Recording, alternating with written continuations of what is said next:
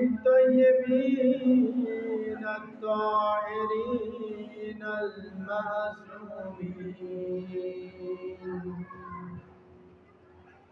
سيما على الحسين المظلوم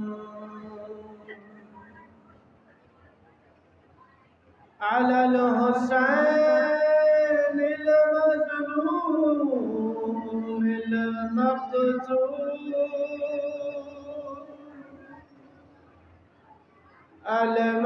المجروح المذبوح من القفا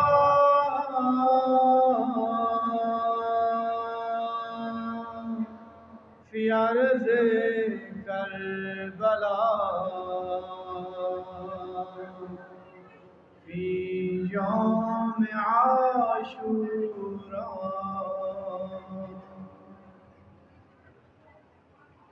بلا جرم ولا خطا الذي غسله دم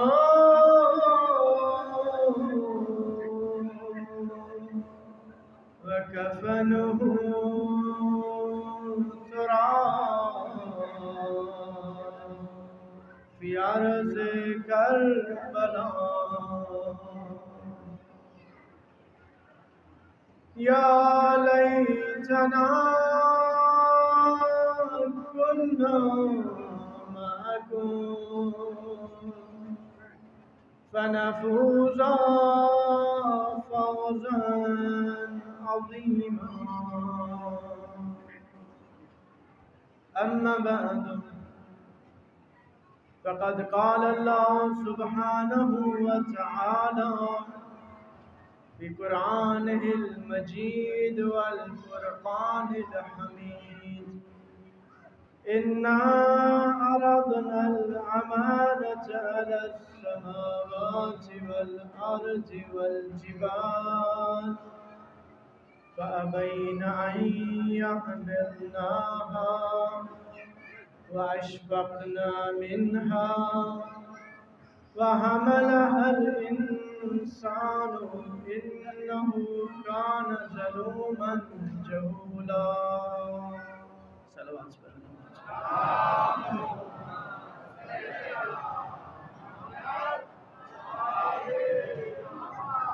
دعا ہے پروردگار عالم ہمارے اس عبادت کو ہمارے اس نوکری کو اپنی بارگاہ میں شرف قبولیت عطا فرمائے جو مومنین و مومنات پریشان ہیں پریشانیاں دور فرمائے جو مریض ہیں صحت کاملہ عطا فرمائے جو دلی حاجات رکھتے ہیں اپنی بارگاہ میں قبول فرمائے تمام مرحومین مومنین و مومنات جو اس جہاں سے رخصت فرما چکے ہیں ان کی قبروں کو منور فرمائے اپنے تمام دعاؤں کی قبولیت کے لیے خلوص سے صلوات پڑھیں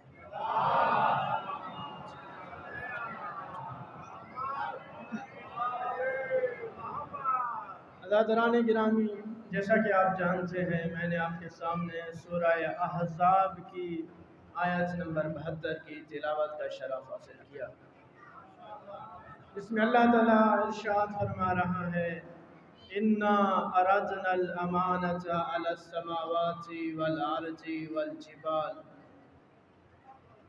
کہ میں نے امانت کو آسمانوں زمینوں اور پہاڑوں کے سامنے پیش کیا مگر کسی میں بھی اس امانت کا بوجھ اٹھانے کی صلاحیت نہیں تھی جو یکم محرم سے ہمارے ساتھ چل رہے ہیں کافی حد تک یہ بات واضح ہو چکی ہے کہ وہ امانت کیا تھی مزید بھی اس پہ گفتگو ہوگی آپ خود غور فرمائیں کہ فقط انسان ہی تھا جس نے اس امانت کا بوجھ اٹھایا باقی کسی میں صلاحیت نہیں تھی کہ اس امانت کا بوجھ اٹھاتے وہ امانت کیا ہے میں نے عرض کیا وہ امانت خلافت الہیہ ہے میرے ساتھ رہے، میرے ساتھ رہے. بہت بڑا مقام ہے، بہت بڑا رتبہ ہے.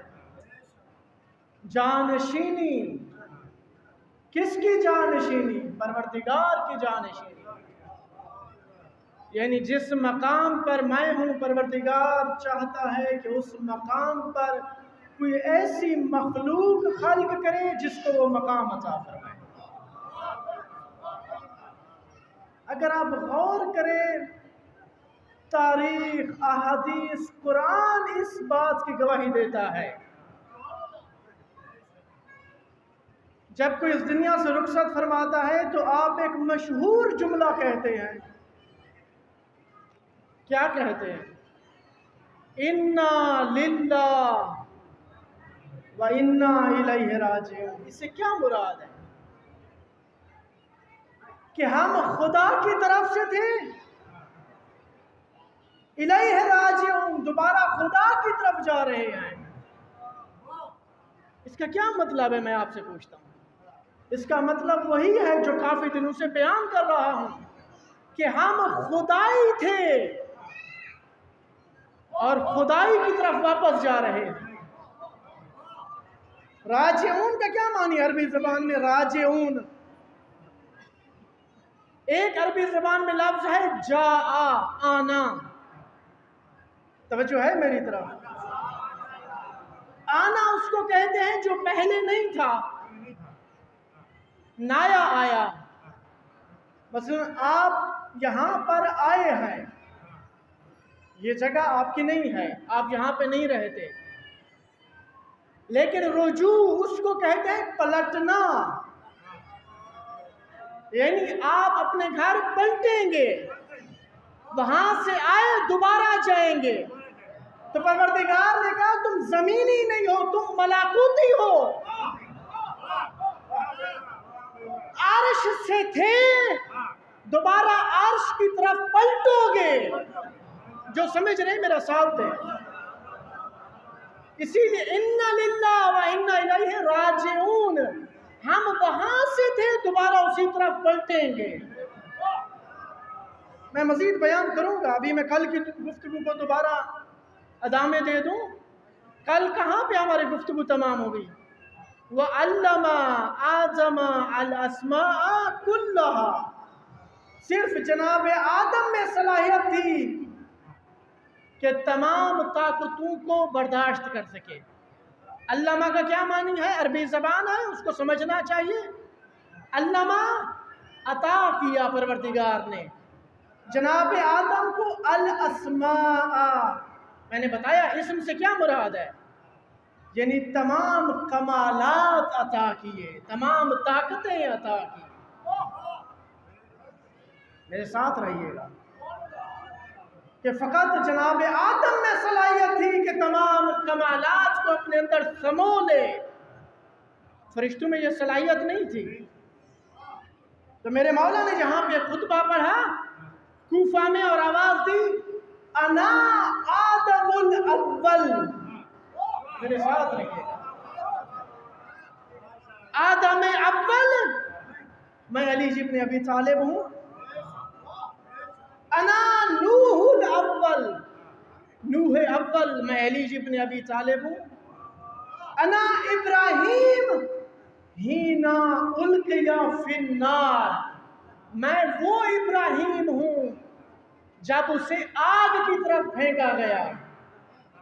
پھر فرمایا، ارشاد فرماتے ہیں انا موسیٰ انیس المؤمنین، میں موسیٰ انیس المؤمنین ہوں.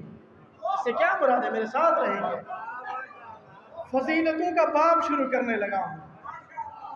اس سے پہلے کہ میں اپنے امام علی مقام کی فضیلتیں بیان کروں، میرے نوجوان ایک بات سن لیں، توجہ فرمائیے گا.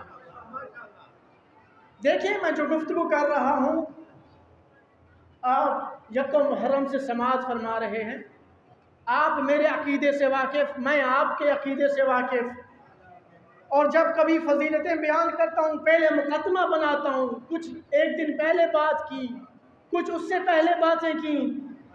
بعض اوقات فقط فضیلت بیان کرتا ہوں، آپ کے ذہن میں موجود ہوتا ہے کہ میں کیا بیان کرنے جا رہا ہوں. لیکن بعض اوقات ایسے ہوتا ہے نوجوان جانتے ہیں مجلس پوری ہے، فضیلت کے 2 منٹ کلپ بیان کر کے دو کلپ بنا کر سوشل میڈیا پہ پھیلا دیتے ہیں۔ جب ایک نیا نوجوان، نیا شخص، ہر ذہنیت کا مالک شخص اس کو سنتا ہے، اس کے ذہن میں کیا کیا خیالات آتے مجھے نہیں معلوم۔ اسے نہیں معلوم مولانا صاحب نے پہلے دن کیا بات کی، دوسرے دن کیا بات کی۔ بھلا 2 منٹ کی کلپ سے تھوڑی معلوم ہوتا ہے کہ وہ کیا بیان کرنا چاہتا ہے، جس کی وجہ سے فتوے لگنا شروع ہو جاتے ہیں، فلاں غالی ہے، فلاں مقصر ہے، فلاں جہنمی ہے، فلاں جنتی ہے۔ تو میں عرض کروں گا ہر بات ہر جگہ نہیں کہی جاتی، اور ہر کلپ ہر جگہ نہیں بھیجا جاتا۔ آپ ذمہ داری کا ملاحظہ کریں، اپنی ذمہ داری سمجھیں۔ کل آپ کو جواب دینا ہے۔ میں آپ کے سامنے ایک واقعہ عرض کرنے لگا ہوں، آج معاشرے میں کیوں اختلاف ہے، کیوں مسائل کھڑے ہوئے ہیں۔ ایک واقعہ امام کی زندگی کا عرض کرتا ہوں۔ اللہم صلی علی محمد وآل محمد وعجل فرجهم۔ امام ہشتم کے صحابی ہیں یونس بن عبد الرحمن۔ امام نے کسی تبلیغ کے سلسلہ میں ایک شہر میں بھیجا، خراسان کی طرف بھیجا، نہیں معلوم کوفہ کی طرف بھیجا۔ امام نے کہا کہ فلاں مقام پہ جا اور جا کے تبلیغ کر۔ امام کا یہ صحابی اس مقام پر گیا اور وہاں پہ جا کے تبلیغ کی، اور جب وہاں سے واپس آیا تو امام کو تمام افراد آپ سے ملنا چاہتے ہیں۔ امام نے یونس بن عبد الرحمن سے کہا کہ پردے کے اس طرف بیٹھ جا، اور جب تک میں آواز نہ دوں پردے سے اس طرف نہیں آنا۔ وہ افراد اندر تشریف لائے، سلام وعلیکم السلام۔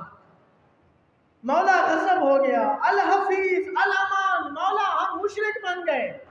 مولا آپ نے جس کو تبلیغ کے لیے بھیجا تھا وہ خود بھی غالی تھا، ہمیں بھی غالی بنا گیا، خود بھی مشرک تھا، ہمیں بھی مشرک بنا گیا۔ امام تبسم فرماتے رہے۔ امام نے کہا چلو میں یونس بن عبد الرحمن کو یہ بات سمجھاؤں گا۔ خدا حافظی ہوئی، وہ واپس چلے گئے۔ ادھر سے امام نے یونس بن عبد الرحمن کو اپنے پاس بلایا۔ جب یونس کو بلایا تو یونس کی آنکھوں میں آنسو تھے، گریہ کر رہے تھے۔ امام کے پاس تشریف لائے، قدموں پہ ہاتھ رکھا، مولا قسم با خدا میں نے کوئی شرک کا کام انجام نہیں دیا، میں نے کوئی غلو نہیں کیا، میں نے فقط ان کو یہ بتایا کہ امام باب اللہ ہے، حجت اللہ ہے، نور اللہ ہے۔ امام نے کہا یونس میں جانتا ہوں، پہچانتا ہوں، لیکن ان میں صلاحیت نہیں کہ یہ برداشت کر سکیں، ان میں قابلیت نہیں کہ یہ پہنچ سکیں اس مقام تک۔ تو امام نے کہا اے یونس، یہ لوگ چھوٹے ذہنوں کے ہیں، ابھی ان کے ذہن اتنا وسیع نہیں ہے۔ امام نے فرمایا اے یونس یہ مقصر نہیں ہے، توجہ کیجئے گا۔ امام نے کہا اے یونس یہ مقصر نہیں ہے، مقصر وہ ہے جو جان بوجھ کر ہماری فضیلت کا انکار کرے۔ میرے ساتھ رہیں گے، مقصر وہ ہے جو جان بوجھ کر ہماری فضیلت کا انکار کریں۔ یہ مقصر نہیں ہے، یہ قاصر ہیں، یہ قاصر ہیں، ان کا ذہن وسیع نہیں ہے، ابھی ان تک دین ابھی پہنچا یہ نہیں سمجھ پاتے۔ پھر امام نے ارشاد فرمایا اے یونس قصور ان کا نہیں ہے، قصور تیرا ہے۔ توجہ، قصور ان کا نہیں ہے، قصور تیرا ہے۔ اے یونس ہمیں دیکھ، نحنو معاشر الانبیاء نکلم قدر عقول الناس۔ اے یونس ہم انبیاء کے گھرانے والے لوگوں کی عقلوں کے مطابق گفتگو کرتے ہیں۔ ہم لوگوں کی عقلوں کے مطابق گفتگو کرتے ہیں، وگرنہ اگر ہم اپنا مقام بتائیں تو یہ برداشت نہ کر پائیں۔ اے یونس، تجھے ان کی عقل دیکھ کر گفتگو کرنی چاہیے تھی۔ اب میں یہ فضائل ابھی پڑھوں گا یا بعد میں پڑھوں گا، کیوں پڑھ رہا ہوں میں آپ کو بتاتا چلوں۔ دیکھیں آج کل حالات وہ نہیں ہیں جو 100 سال پہلے تھے۔ سوشل میڈیا کا دور ہے، آپ انٹرنیٹ پر ایک حدیث لکھیں، ساری حدیثیں آ جاتی ہیں۔ ہر شخص کے پاس منبر ہے، ہر شخص کے پاس زبان ہے، نہ سمجھتا ہے نہ سوچتا ہے، نہ کسی عالم کے پاس گیا فوراً امام کی فضیلت کی حدیث پڑھنا شروع کر دیتا ہے۔ سمجھا نہیں ہے، پڑھنا شروع کر دی۔ جب خود نہیں سمجھا دوسروں کو کیا سمجھائے گا؟ جس کی وجہ سے معاشرے میں بھی بگاڑ پیدا ہوا ہے، اختلاف پیدا ہوا ہے۔ یہ فضائل اس لیے پڑھ رہا ہوں تاکہ جو نااہل آ کے پڑھے تو آپ انہیں جا کے سمجھائیں، جس طرح تو سمجھا رہا ہے وہ نہیں ہے۔ جو امام کہنا چاہتے ہیں وہ یہ ہے کہ جو قرآن کے مطابق ہے اور امام کی شان و منزلت کے مطابق ہے۔ میرے ساتھ رہیے گا۔ اب میں آپ سے عرض کرتا ہوں غلو کیا ہے، غالی کسے کہتے ہیں؟ یہ کون بتائے گا غالی کسے کہتے ہیں؟ میں آپ سے پوچھتا ہوں، یہ کون بتائے گا غالی کسے کہتے ہیں؟ جتنی زبانیں اتنے فتوے۔ وہ مجھے اچھا نہیں لگتا وہ غالی ہے، وہ مجھے اچھا نہیں لگتا وہ مقصر ہے۔ صبح شام جو ہم سے برداشت نہیں ہوتا ہم نے کسی کو غالی بنا دیا، کسی کو مقصر بنا دیا۔ قرآن سے پوچھتے ہیں قرآن نے غالی کس کو کہا ہے؟ میرے ساتھ ہیں آپ؟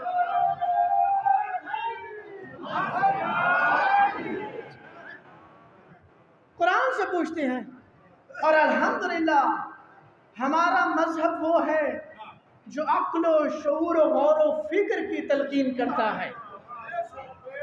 ہمارے علماء نے ہمیں یہ نہیں کہا اسے رٹا لگاؤ، ہمیں کہا غور کرو۔ بلکہ میں آپ کو ایک بات بتاتا چلوں کہ یہ قرآن کریم کیوں لے کے آتا۔ امام عالی مقام کی خدمت میں ایک شخص آیا، مولا مجھے قرآن پاک پورا حفظ ہے، یاد ہے، اب میں قرآن دیکھ کے پڑھوں یا زبانی پڑھوں؟ امام نے کہا تو زبانی پڑھا کر، تجھے دیکھ کے پڑھا کر۔ کہنے لگا مولا دیکھ کے کیوں پڑھوں؟ تو امام نے ارشاد فرمایا اگر زبانی پڑھے گا پھر آنکھوں کے ثواب سے محروم ہو جائے گا۔ ہمیں تو ایک ایک قطرے کی ضرورت ہے کہ جو ہمارا ثواب روز قیامت ہمارے کام آئے۔ بہرحال قرآن پاک نے غالی کسے کہا ہے؟ قرآن جا کے کھولیے دیکھیں، حضرت عیسیٰ کے زمانے میں جب حضرت عیسیٰ علیہ السلام نے کچھ معجزے دکھائے وہ زمانہ برداشت نہیں کر پایا۔ ان کی عقلیں وسیع نہیں تھی، شعور وسیع نہیں تھا، حالانکہ حضرت عیسیٰ کہتے تھے بِإِذْنِ اللَّهِ، پھر بھی وہ برداشت نہیں کر پائے۔ تو پروردگار ارشاد فرما رہا ہے سورہ نساء آیت نمبر 171، میں اپنے جوانوں سے کہتا ہوں گھر جا کے قرآن کھولا کریں، پڑھا کریں جو میں ایڈریس دے رہا ہوں، تاکہ آپ کے علم و شعور میں اضافہ ہو۔ سورہ نساء آیت نمبر 171 اللہ تعالیٰ ارشاد فرما رہا ہے یا اہل الکتاب، اے اہل کتاب، اے کتاب والو، اے عیسائیوں کی طرف اشارہ، اے عیسائیوں لا تغلو فی دینکم، اپنے دین میں غلو نہیں کرو۔ اپنے دین میں یعنی کیا؟ غالی نہیں بنو۔ وہ کون سا ایسا کام کرتے تھے کہ پروردگار نے ارشاد فرمایا کہ غالی نہیں بنو؟ جا کے قرآن پڑھیں سورہ نساء آیت نمبر 171۔ اس کا جواب پروردگار نے ایک اور صورت میں دیا، سورہ مائدہ آیت نمبر 17۔ کون سا کام کرتے تھے وہ کہ پروردگار نے کہا غلوب نہیں کرو، غالی نہیں بنو؟ کون سا کام؟ کہتے تھے کہتے تھے ان اللہ هو المسیح، حضرت عیسیٰ ابن مریم اللہ ہیں۔ میرے ساتھ ہیں آپ لوگ؟ غالی نہیں بنو، کیا نہیں کرو۔ ان کا عقیدہ یہ تھا کہ حضرت عیسیٰ اللہ ہیں۔ ایک اور آیت، ایک اور سورت میں ارشاد فرماتا ہے لا تقولوا ثلاثہ، لا تقولوا ثلاثہ، تین اللہ نہیں کہو۔ ان کا عقیدہ تھا تین اللہ ہیں، حضرت عیسیٰ علیہ السلام، حضرت مریم اور ایک پروردگار رب العزت۔ لا تقولوا ثلاثہ انتہوا، یہ کام چھوڑ دو، تین اللہ نہیں کہو۔ ان اللہ الہ واحد، اللہ صرف ایک ہے۔ اگر حضرت عیسیٰ کے پاس کن فیکون کا معجزہ ہے تو باذن اللہ ہے، پروردگار نے عطا فرمایا ہے، تو غالی کون ہے؟ غالی میں آپ سے پوچھتا ہوں، آپ کیا نتیجہ نکالیں گے؟ غالی کون ہے؟ جو اللہ بنا لے کسی کو، جو کسی کو اللہ بنا لے، یعنی کیا مطلب اللہ بنا لے؟ یعنی حضرت عیسیٰ کسی کے محتاج نہیں ہے، حضرت عیسیٰ کسی کے محتاج نہیں ہے، مستقل ہیں۔ یہ اللہ بنانا ہے نہیں، فقط واحد ذات اللہ ہے جو کسی کے محتاج نہیں ہے، باقی سب اللہ کے محتاج ہیں۔ اب غالی کون ہے؟ میں بیان کرنے لگا ہوں، میں نے خود ممبروں سے سنا ہی نہیں، ممبروں سے سنا۔ ایک بدبخت پڑھ رہا تھا، ایک حدیث مشہور حدیث ہے، اہل سنت کے علماء بھی اس کا تذکرہ کرتے ہیں کہ جب رسول گرامی صلی اللہ علیہ وآلہ وسلم، اللہم صلی علی محمد وآل محمد، جب معراج پہ تشریف لے گئے تو چوتھے آسمان پر حکم پروردگار ہوا کہ نماز کی امامت کرائی جائے۔ تمام 1,24,000 انبیاء موجود ہیں، یہ حدیث صحیح و سند ہے، علماء اہل سنت بھی بیان کرتے ہیں۔ حکم الہی ہوا، اے رسول ان انبیاء سے پوچھئے کہ آپ کو رسالت اور نبوت کیسے ملی؟ تو رسول گرامی تمام انبیاء سے پوچھتے ہیں تو سب نے بیک زبان ہو کر کہا بے رسالت کا و بے ولایت علی ابن ابی طالب، کہ ہمیں رسالت ملی، جب تک ہم نے اقرار نہیں کر لیا تب تک ہمیں رسالت نہیں ملی، آپ کی نبوت کے اقرار سے اور علی ابن ابی طالب کی ولایت کے اقرار سے۔ ہدایت، یہ حدیث صحیح و سند ہے، خود آج کل علماء اہل سنت میں بیان کر رہے ہیں۔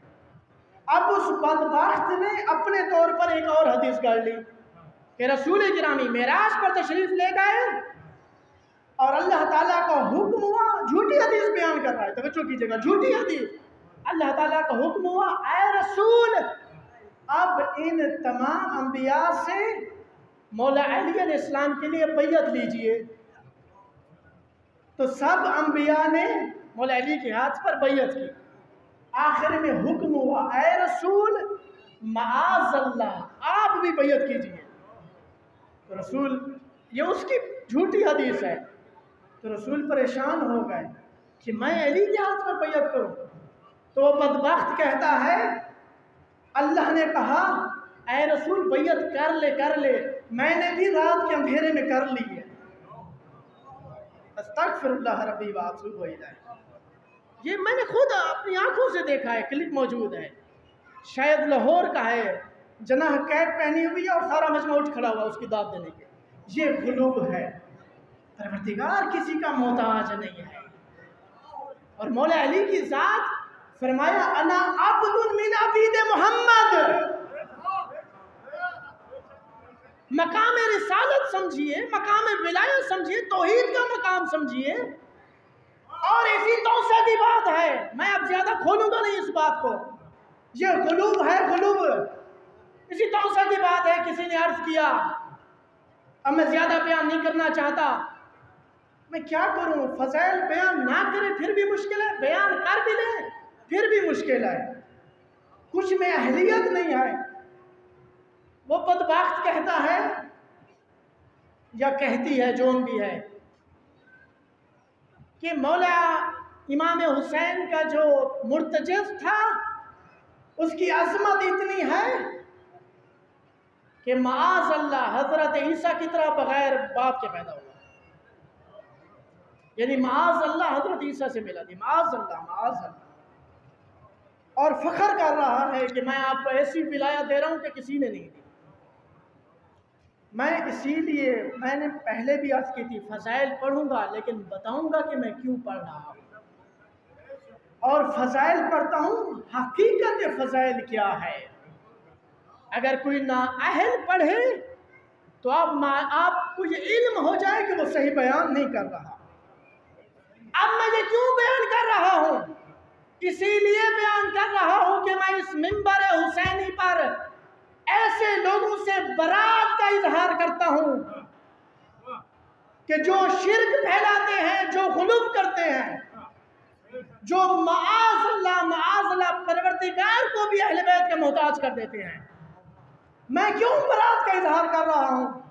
کیونکہ میرا قرآن مجھے حکم دیتا ہے۔ میں اب آیات نہیں پڑھتا، میں نے آگے بہت پڑھنا ہے، فقط اتنا کہتا جا رہا ہوں، سورہ آراف جا کے پڑھیے، سورہ آل عمران جا کے پڑھیے کہ یہودی لوگ جب رسول گرامی کی خدمت میں آئے تو عرض کرتے ہیں یا رسول اللہ ہم آپ پر ایمان لے کے آتے ہیں لیکن آپ ہمیں معجزے دکھائیے۔ تو حکم پروردگار ہوا اے میرے رسول ان یہودیوں سے کہہ دیجئے کہ جو تم سے پہلے رسول تھے، حضرت موسیٰ، حضرت عیسیٰ، وہ معجزے لے کے آئے لیکن پھر بھی تم لوگ ایمان لے کے نہیں آئے۔ اگر معجزوں سے ایمان لینا ہوتا تو پہلے لے کے آتے، حالانکہ معجزوں کے باوجود تم لوگوں نے ان انبیاء کو قتل کر دیا۔ تم نے توجہ کیجئے گا، تم نے ان انبیاء کو قتل کر دیا۔ صحابہ کہنے کہ یا رسول اللہ وہ انبیاء 1000 سال ہو چکا، گزر چکے، یہ تو ابھی آئے ہیں، ان کی عمر تو ابھی 70 سال ہے، تو آپ یا رسول اللہ ان کو کیوں کہہ رہے ہیں کہ تم لوگوں نے قتل کیا؟ نہیں پتا آپ سمجھ رہے ہیں یا نہیں سمجھ رہے ہیں؟ آپ ان کو کیوں کہہ رہے ہیں؟ تو میرے رسول نے ارشاد فرمایا ان کو اسی لیے کہہ رہا ہوں قتل کیا چونکہ یہ ان کی مذمت نہیں کرتے۔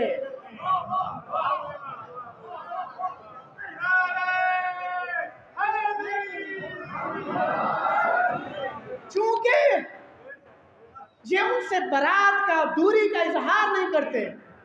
ایک یہ واقعہ، دوسرا آراف جا کے، سورہ آراف جا کے دیکھیے، وقت نہیں ہے نہیں تو میں آیات پڑھتا۔ آیت نمبر 163 سورہ آراف، آیت نمبر 164، آیت نمبر 165 یہودیوں کا واقعہ ہے۔ اللہ تعالیٰ نے امتحان کے لیے یہودیوں سے کہا کہ ہفتے والے دن مچھلی کا شکار نہیں کیا کرو، باقی دنوں میں مچھلی کا شکار کیا کرو۔ تو انہوں نے سازش یہ سوچی ہفتے والے دن جب مچھلیاں اوپر آتی ہیں ایک تالاب بنا لیتے ہیں، مچھلیاں ہمارے گھیرے میں آ جائیں گی، اتوار والے دن شکار کر لیں گے، پھر ہم کہیں گے کہ ہم نے تو ہفتے والے دن تو شکار نہیں کیا، ہم نے اتوار والے دن کیا۔ یہ منافقانہ سوچ شاید آج بھی معاشرے میں موجود ہو۔ یہ قرآن ارشاد فرما رہا ہے، لیکن پروردگار سورہ آیت نمبر 164 میں ارشاد فرما رہا ہے کچھ نیک لوگ تھے جو ان کو منع کرتے تھے کہ یہ شریعت کی پامالی ہے، پروردگار کے حکم کی پامالی ہے۔ ایک لوگ جو گناہ کا کام کرتے ہیں، قرآن کہہ رہا ہے ایک لوگ ان کو منع کرنے والے، مذمت کرنے والے، ان سے دوری رکھنے والے۔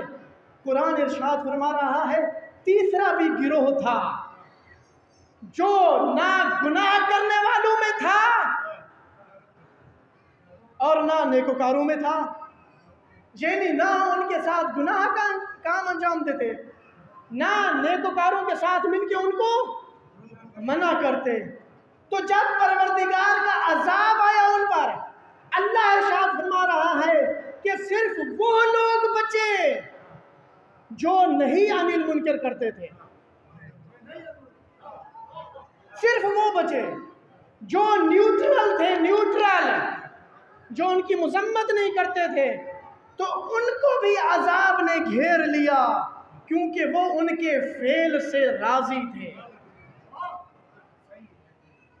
تو آج اس منبر پر، اس امام بارگاہ کے ذریعے میں ایسے لوگوں سے جو معاذ اللہ پروردگار کو محتاج بنا دیتے ہیں برات کا اظہار کرتا ہوں، مجھے نہیں بلایا جائے کہیں پہ۔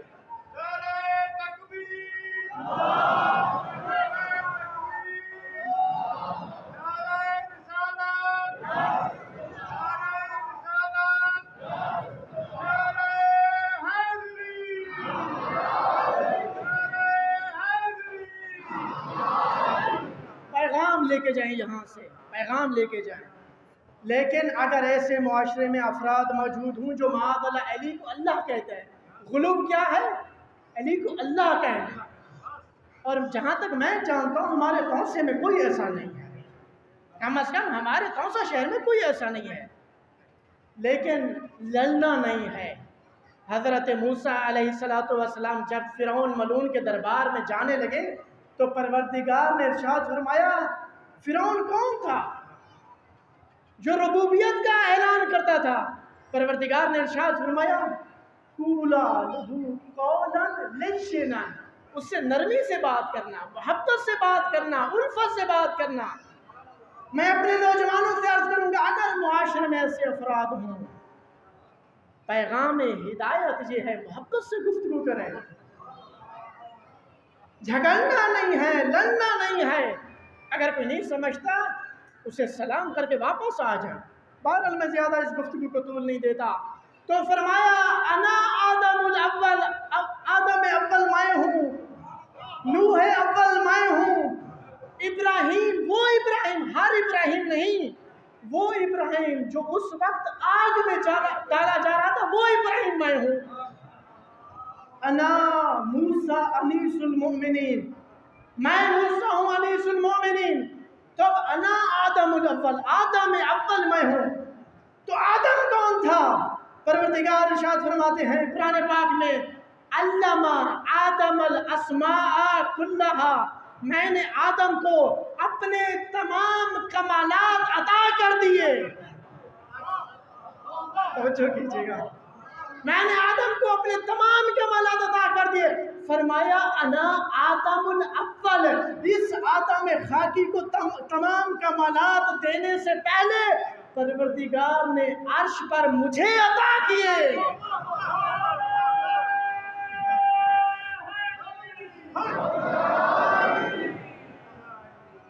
مجھے عطا کیے۔ انا نوح الاول، نوح اول میں ہوں۔ جب حضرت نوح کا واقعہ پیش آیا کہ کشتی بنائی گئی اور تمام دنیا غرق ہو گئی، تو قرآن پاک میں ارشاد ہوتا ہے، وَجَعَلْنَا ذُرِّيَّتَهُ هُمُ الْبَاقِينَ، تمام مخلوق غرق ہو گئی، فقط وہ بچ گئے جو کشتی والے تھے۔ رسول گرامی کا بھی ایک ارشاد ہے، امام حسین کشتی نجات ہے۔ لیکن میں آج ایک اور طرف پڑھ رہا ہوں، اور میرے اہل بیت کشتی نجات ہے، اس میں انشاءاللہ کبھی عرض ہو۔ بہرحال تو تمام دنیا غرق ہو گئی، تو قرآن ارشاد فرماتا ہے اس کے بعد جس کی نسل آگے بڑھی صرف حضرت نوح تھے، حالانکہ باقی تمام 70 لوگ موجود تھے اس کشتی پہ، ان کی نسل آگے نہیں بڑھی، صرف حضرت نوح کی نسل آگے بڑھی۔ وَجَعَلْنَا ذُرِّيَّتَهُ هُمُ الْبَاقِينَ، کہ ہم نے فقط نوح کی ذریت کو آگے بڑھایا۔ تو قرآن یہ ارشاد فرمانا چاہتا ہے کہ اس طوفان کے بعد جس کے ذریعے اس کائنات کا آغاز ہوا وہ حضرت نوح تھے۔ جس کے وجود کی برکت سے یہ کائنات آگے چلی، وہ حضرت نوح علیہ السلام تھے۔ تو میرے مولا یہ کہہ کہ انا نوح الاول، نوح اول میں ہوں، یہ بتانا چاہتے ہیں جس کے ذریعے سے اس ملکوت کا آغاز ہوا وہ میں علی ابن ابی طالب ہوں۔ یہ میں ابھی مزید بتاؤں گا کہ یہ کیا ہے، کہ کیسے آغاز ہوا۔ جس کے ذریعے سے آغاز ہوا، کہ پروردگار نے اس کائنات کو جس کے ذریعے سے آغاز کیا، میں علی ابن ابی طالب ہوں۔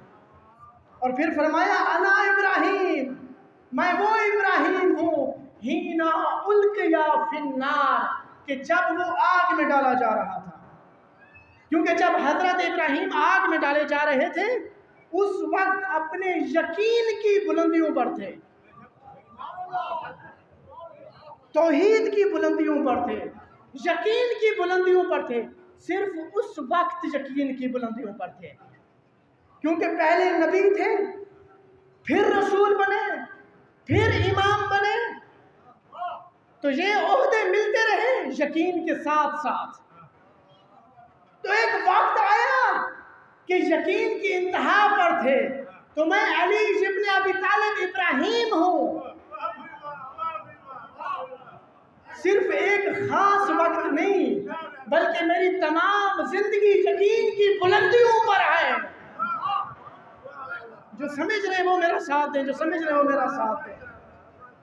اور فرمایا انا موسیٰ انیس المؤمنین، میں موسیٰ ہوں انیس المؤمنین، مومنین کا انیس۔ اس انیس سے کیا مراد ہے؟ قرآن پاک میں ارشاد ہوتا ہے جب حضرت موسیٰ علیہ السلام مدائن سے مصر کی طرف جانے لگے اپنے بیوی بچوں کے ساتھ،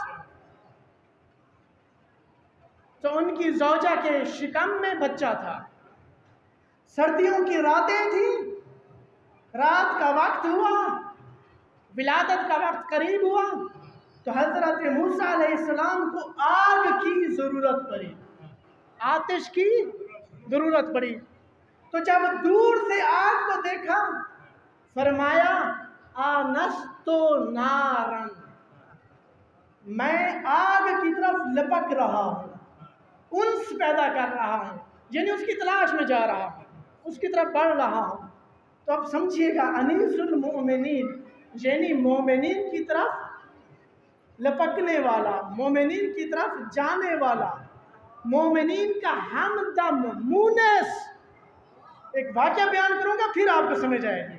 صلوات پڑھیں بر محمد و آلہ۔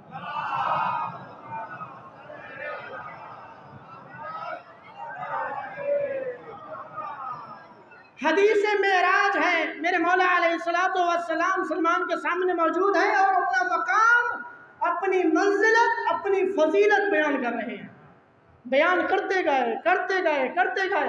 اے سلمان، ان سب فضیلتوں کے باوجود ہمارے پاس ایسی فضیلت بھی موجود ہے جس کے سامنے یہ ساری فضیلتیں کم رنگ ہو جاتی ہیں۔ مولا وہ کون سی فضیلت ہے؟ امام نے ارشاد فرمایا اے سلمان، اور یہ بھی دیکھیں یہ فضیلت صرف سلمان کے سامنے کہیں، امام ہر کسی کے سامنے کوئی ہر کچھ بیان نہیں کرتے۔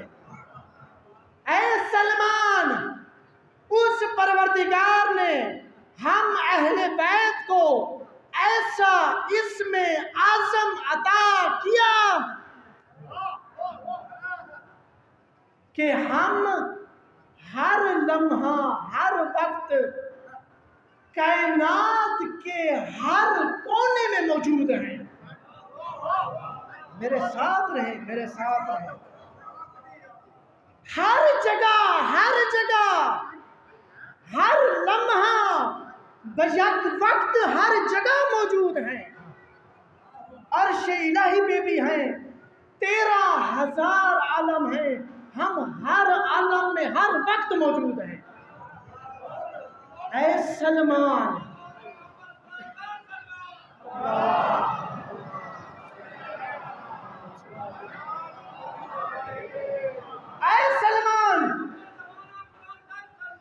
اللہم صلی علی محمد۔ اے سلمان،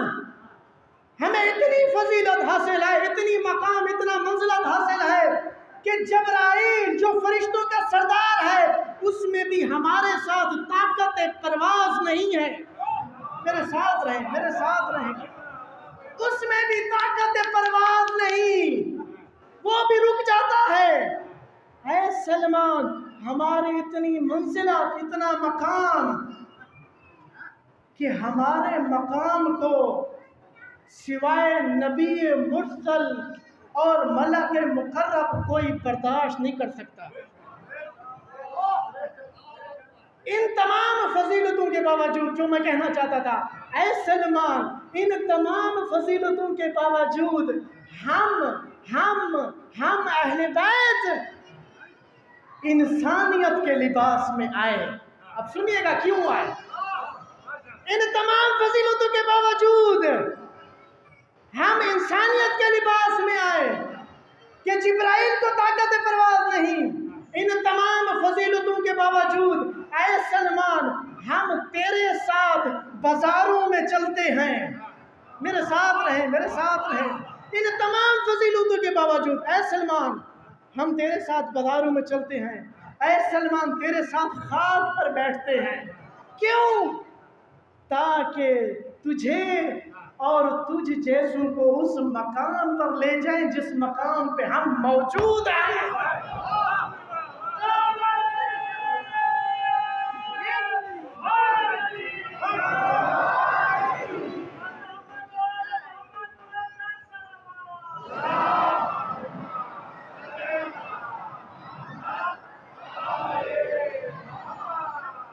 تاکہ لینے آئے ہیں.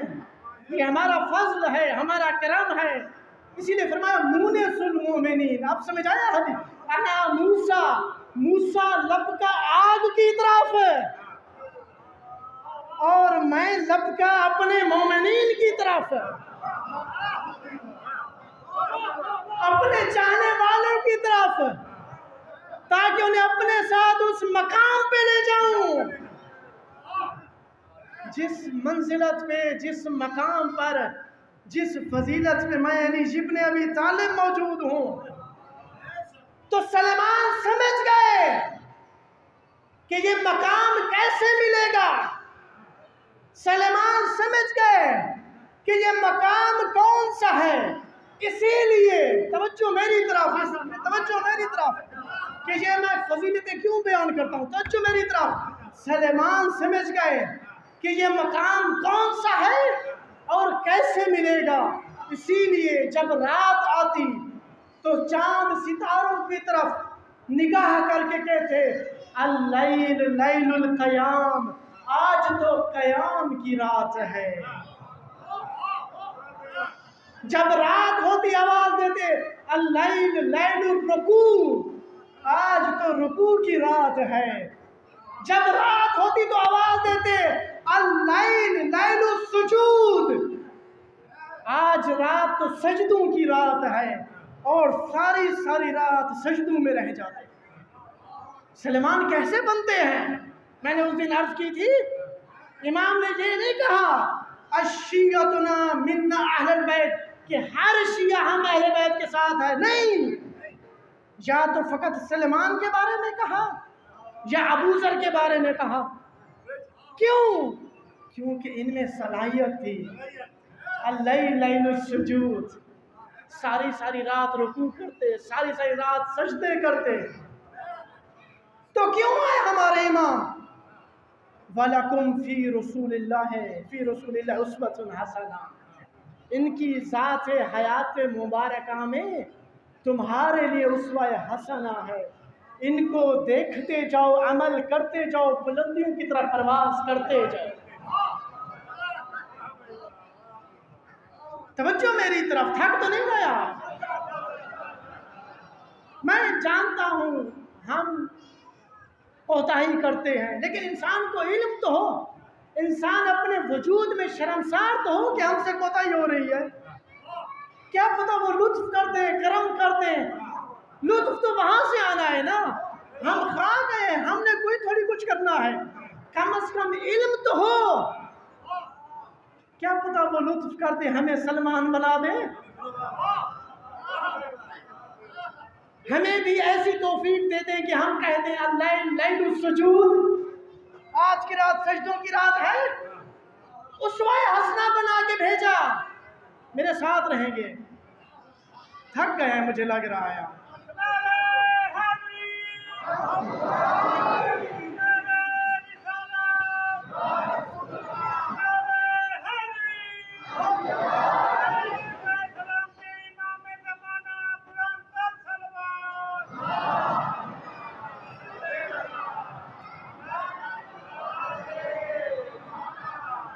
اسوہ حسنہ ہے ہماری ذات کے لیے، ہمارے لیے۔ توجہ کیجئے گا کیسا اسوہ حسنہ ہے۔ رسول گرامی کی ذات مبارک نے مولا علی علیہ السلام کو ایک باغ ہدیہ کیا، اور مولا علی علیہ السلام نے ایک دفعہ وہ باغ بیچ دیا، اور اس کی قیمت تھی 80,000 دینار۔ ہر دینار سونے کا سکہ ہوتا تھا، ہر سکہ 3 گرام کا وزن ہوتا ہے۔ اب خود حساب کیجئے گا، 80,000 دینار، ہر دینار 3 گرام سونے کا سکہ۔ جب آپ نے وہ باغ بیچا، ابھی گھر تک نہ پہنچے تھے کہ 80,000 دینار تقسیم ہو چکا ہے۔ میرے ساتھ رہیں گے، 80,000 دینار تقسیم ہو چکا۔ جب گھر آئے، گھر میں پکانے کے لیے آٹا نہیں ہے، اپنی زرہ اٹھائی، بازار میں آئے، گروی رکھی، تھوڑا سا آٹا لیا ہے، گھر میں تشریف لائے۔ صحابی نے عرض کی مولا 2 دینار اپنے لیے رکھ لیتے، میرے ساتھ رہیں گے، 2 دینار اپنے لیے رکھ لیتے۔ آہ بھر کے میرے مولا نے کہا، آہ بھر کے کہا، آہ من قلت الزاد و طول السفر، ہائے زاد راہ بہت کم ہے، سفر بڑا طولانی ہے۔ سفر بڑا طولانی ہے مومنو، سفر قسم بہ خدا بہت طولانی ہے۔ کون سا سفر ہے؟ سفر جنت نہیں ہے، نہیں ہے، نہیں ہے۔ سفر مقام محمود ہے، سفر کعبہ قوسین ہے، سفر الیہ راجعون ہے، سفر مقام خدائی ہے۔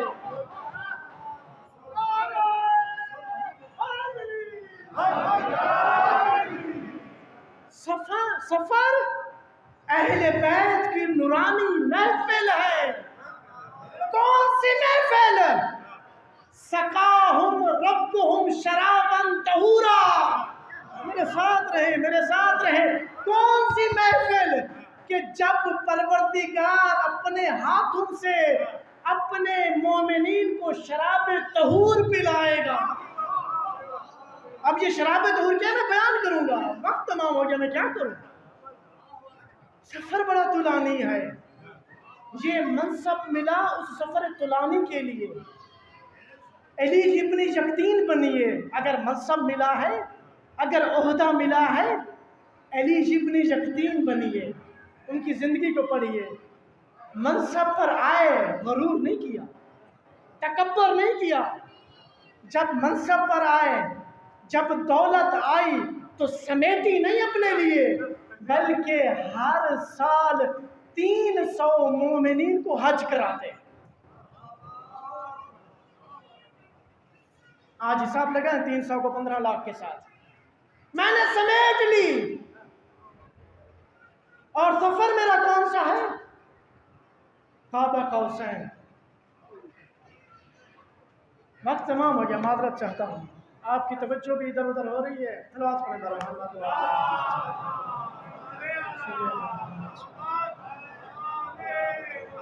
اس منبر حسینی سے درس لے کے جائیں، ہدایت لے کے جائیں۔ روز قیامت میں مسئول مجھ سے سوال کیا جائے گا، آپ مسئول ہیں، آپ سے سوال کیا جائے گا۔ میں کیوں چند دنوں کی خاطر اپنی عاقبت، اپنی آخرت خراب کر دوں؟ کیوں خراب کر دوں؟ مجھے نہ شہرت چاہیے، نہ پیسہ چاہیے، نہ عزت چاہیے۔ وہ جسے عزت دیتا ہے وہ نہ ختم ہونے والی ہے، جو عزت دولت دیتی ہے جو عزت دنیا پرست دیتے ہیں وہ ختم ہو جاتی ہے۔ درس حسینی میں آئے ہیں، اس مکتب پر آئے ہیں، چل کے آئے ہیں، ان کا وعدہ ہے ایک قدم چلو ہم 10 قدم آگے بڑھیں گے۔ آپ آئے ہیں پھر ان کا کرم بھی ملاحظہ کریں گے۔ اور امام عالی مقام کتنے عظیم ہیں، کتنا عظیم مرتبہ ہے۔ شب عاشور خیمے میں سب موجود ہیں، ارشاد فرما رہے ہیں اے اصحاب تم سب چلے جاؤ، میں نے اپنی بیعت تم لوگوں سے اٹھا لی، یہ صرف میرے خون کے پیاسے ہیں، صرف۔ اے اصحاب میں حسین تمہاری جنت کا ضامن ہوں، دیکھو تم بھی چلے جاؤ اور ایک ایک بنی ہاشم کا ہاتھ پکڑ کے ان کو بھی لے جاؤ، یہ میرے خون کے پیاسے ہیں، یہ مجھے ذبح کر دے مجھے کوئی فرق نہیں پڑتا۔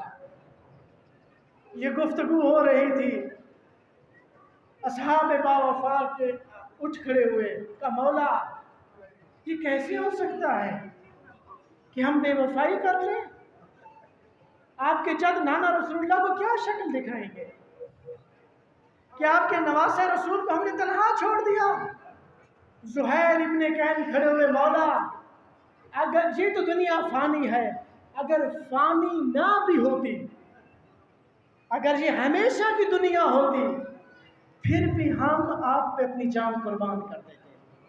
یہ معرفت دیکھیے، پھر بھی جان قربان کر دیتے۔ مولا اگر ہمیں ذبح کیا جائے، ہمارے جسموں کو آگ لگائی جائے اور ہماری اس راکھ کو فضاؤں میں اڑایا جائے اور یہ کام 1000 مرتبہ کیا جائے، پھر بھی ہم آپ کی نصرت سے پیچھے نہیں ہٹیں گے۔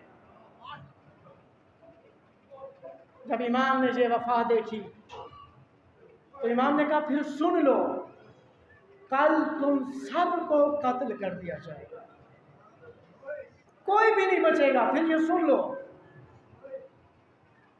کوئی بھی نہیں بچے گا۔ جب امام کہہ رہے تھے اے زہیر ابن کین تجھے بھی قتل کر دیں گے، حبیب ابن وزیر تیرا نام بھی شہادت میں ہے، مسلم ابن ارجا تیرا نام بھی شہادت میں ہے، سب اصحاب کہہ رہے تھے تو بھی قتل ہو جائے گا، تو بھی شہید ہو جائے گا۔ عزادارو مقتل حسینی کہتا ہے اسی خیمے میں ایک معصوم سا بچہ بیٹھا ہوا تھا جس کی عمر 13 برس تھی۔ مقتل کہتا ہے لم یبلغ الحلم، ابھی وہ معصوم بالغ نہیں ہوا تھا کہ اٹھ کھڑا ہوا، مولا کل کی شہادت میں میرا نام بھی ہے۔ امام نے کہا قاسم، امام نے جواب نہیں دیا، امام نے کہا قاسم مجھے یہ بتا کیف الموت عندک، تیرے نزدیک موت کیسی ہے؟ فوراً کہتا ہے مولا احلی من العسل، میرے نزدیک موت شہد سے بھی زیادہ شیرین ہے۔ جب یہ معرفت دیکھی، جب یہ جواب سنا تو میرے مولا ارشاد فرماتے ہیں قاسم صرف تیرا نام نہیں ہے، تیرے بھائی علی اصغر کا نام ہے۔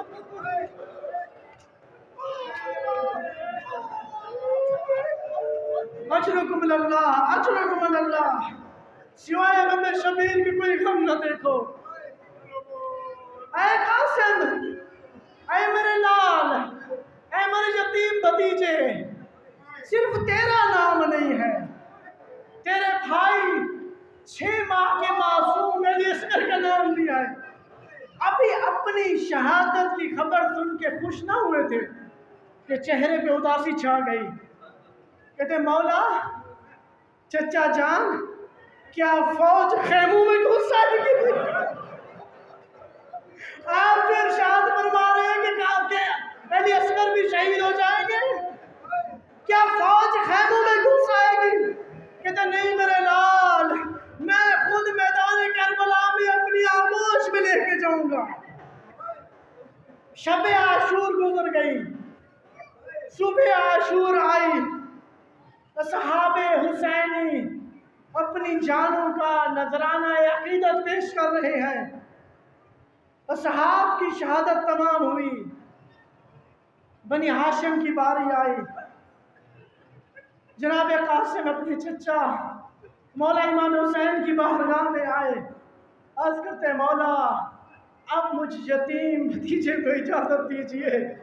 इमाम ने देख के कहा, कासिम तू तो मेरे भाई की निशानी है, मैं तुझे कैसे दुश्मनों के हवाले कर दूं। कासिम, जब जब तुझे देखता हूं मैं अपने भाई को याद करता हूं, कैसे इन मलूनों के हवाले कर दूं। इजाजत नहीं दी। खेमे में आए, अपने घुटनों में सरों को रखा और गिरिया शदीद।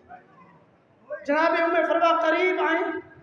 ऐ मेरे कासिम, ऐ मेरे लाल, ऐ मेरे लख्ते जिगर, आज तो कुर्बानी का दिन है, तू खेमे में क्या कर रहा है। कि अम्मा, चचा मुझे मैदान में जाने की इजाजत नहीं देते। जनाब उम्मे फरवा को एक वक्त याद आया कि जब इमाम हसन की शहादत का वक्त करीब था, तो उस वक्त अपने 3 साल के इस लाल को अपने करीब बुलाया, अपने सीने से लगाया कि ऐ मेरे बेटे, ऐ मेरे लाल, ऐ मेरे लख्ते जिगर, मैं तुझे एक खत लिख के दे रहा हूँ। जब भी कोई मुश्किल आए इस खत को खोल के पढ़ लेना। जनाब कासिम ने कहा, अम्मा इससे मुश्किल वक्त कौन सा होगा। तहरीर खोली, लिखा हुआ था, या बुनैया, या नूरा ऐनी, या फुआदा कल्बी, ऐ मेरी आंखों की ठंडक, ऐ मेरे नूर ऐन, इज़ा काना यौमुल आशूरा, अगर आशूर का दिन हो, व अम्मुकल हुसैन फिल करबला, और तेरा चचा चारों तरफ से दुश्मनों में घिरा हुआ हो, तो अपनी जान अपने चचा पर कुर्बान कर देना। ये तहरीर लेके जनाब कासिम अपने चचा की बारगाह में आते हैं। तहरीर को पढ़ा, इमाम हुसैन की आंखों में आंसू आ गए। अपने यतीम भतीजे को सीने से लगाया, घोड़े पे बिठाया। मक्तल कहता है जब घोड़े पे बिठाया तो जनाब कासिम के पांव फरस रिकाब में नहीं आते थे। मैदान करबला की तरफ रवाना किया। हमीद इब्न मुस्लिम लिखता है, जब जनाब कासिम दुश्मनों के सामने आए तो ऐसा लगता था जैसे चांद जमीन पे उतर आया हो। ऐ अज़ादारों, जो दुश्मन की निगाह में चांद हो वो माँ की निगाह में कैसा होगा। जंग लड़ी, चारों तरफ से दुश्मन ने हमला किया। पुष्ट से एक नेजा लगा, घोड़े की जीन पे संभल न पाए। जब जमीन पर आए तो आवाज दी, या अम्मा अदरिकनी, आए चचा चान, यतीम भतीजे की खबर लीजिए। जब इमाम हुसैन ने इस आवाज को सुना, मक्तल कहता है, इमाम मैदान करबला की तरफ ऐसे लपके जैसे शिकारी शिकार की तरफ जाता है। लेकिन अज़ादारों, अभी इमाम पहुंचे न थे। अज़ादारों, मशरिक के घोड़े मगरिब के घोड़े मशरिक को, जनाब कासिम घोड़े की सुमो में पामाल हो गए। जब इमाम पहुंचे, लाशा पामाल हो चुका, जिस्म के टुकड़े टुकड़े लाशे पे आए। आवाज दी, आए मेरे यतीम भतीजे, अपने चचा को माफ कर।